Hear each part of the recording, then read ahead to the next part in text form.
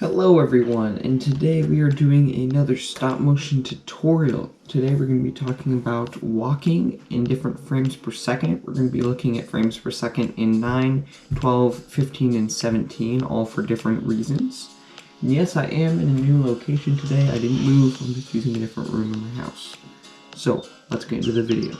So I don't have all my stop motion stuff with me today, so I had to kind of improvise and go old school. I have no lighting except for my lamp up there, and then I don't have my stand, so I'd use this little phone holder thing, which actually works out alright, and then I have my two base plates set up.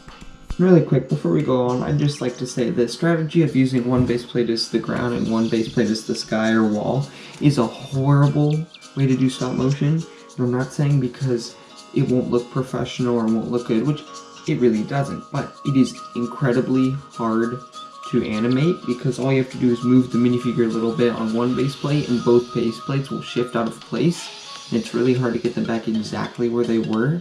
So if you can tape them down somewhere, that is one way to do it, but the best solution is to just build your set out of bricks, and by set I mean background.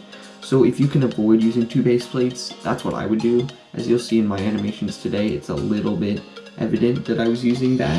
Unfortunately, I don't really have anything better I could use today.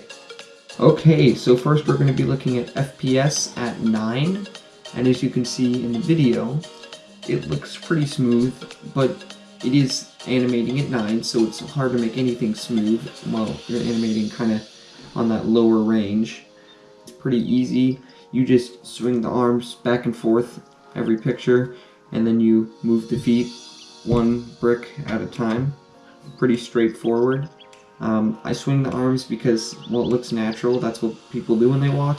If you want to hold them like by their sides, that is fine. It just doesn't look natural. In a little while I'm going to be showing you a comparison, but let's move on to animating it. So for animating at 12, I really didn't change anything, and now I wish I did, because if you look at the swinging arms, it looks very choppy and unnatural. And what I'm going to be showing you in a minute will show you how to fix that. So the only reason I kept it the way it was to show you what to change. So the walking still looks fine. The one brick for every frame works until you get to about like 16 or 17, maybe even 15 if you want it to be really smooth. So using the one brick per second thing will work for a considerable amount of time if you're animating below like 15.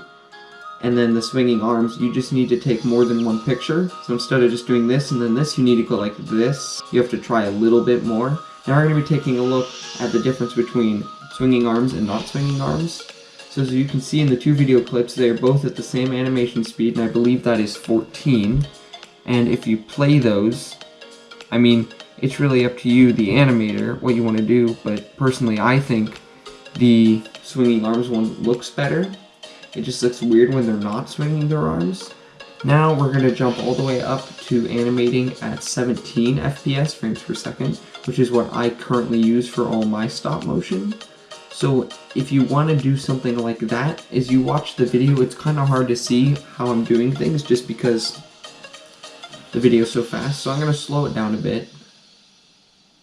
And now if you watch it, you can see what I do is, for my pictures, what I do is I take a picture of him standing still, and then he raises a foot, and then the next frame he's standing, and then the next frame he has his foot out, and then the next frame he's on the next spot. So basically for this one, the minifigure spends 2 shots on one spot, and usually it's just one. But for 17 frames per second, what I do is I have him stop and then raise his foot and continue on. It may not be the best solution, but in 17 frames per second it looks really smooth, and you can't really tell just because of how fast the frames per second are. And with the arms, similar to 12 and 15 or 14, whatever I was using, and similar to 12 and 14, you just want to get a lot of pictures in on moving the arms. I'd say about like 3 or 4 for every side, and what I mean by that is like 1, 2, 3, 4, and then back down. 1, 2, 3, 4, and then maybe a few more if you want to get them up high. So it just takes a while, and the reason I didn't film with the arms moving on 17 frames per second is I'm really more focused on the walking, because by then that's the only time I've really changed the walking. and the swinging of the arms is the same as I did at the 14 frames per second and the 12.